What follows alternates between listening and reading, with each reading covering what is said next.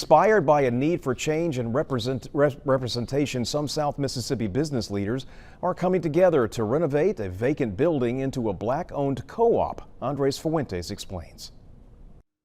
Right now, it's nothing but empty halls and unfurnished rooms. But to the business leaders, the building brings possibilities. I see offices, I see conferences, I see our awards galas, I see an Aloha Glamour fashion show. For the past 3 months, the leaders of the Mississippi Gulf Coast Black-owned business network has been transforming the building into a co-working space. Black entrepreneurship is on the rise, and we want to continue that trend. The Mississippi Gulf Coast Village will soon open its doors to startups, vendors, and other professionals. They'll be able to utilize this space as it fits their business needs.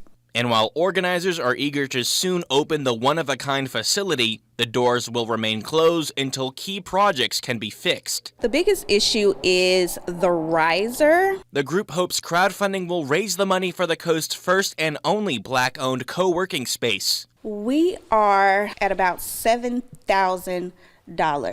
While organizers continue to raise funds, they dream of bringing something to the coast that bigger cities already have. In Atlanta, they have. In New Orleans, they do.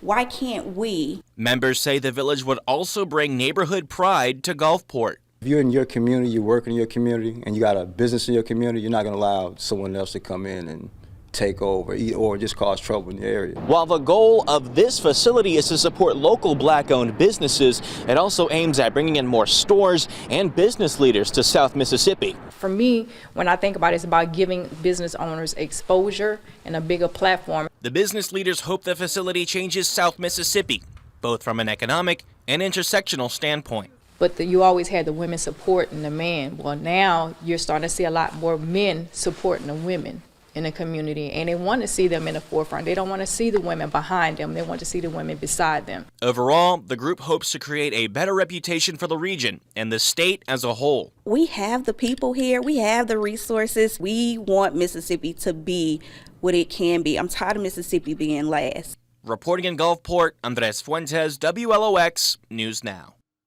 If you want to contribute to the GoFundMe page, we have that link for you at WLOX.com. Public ice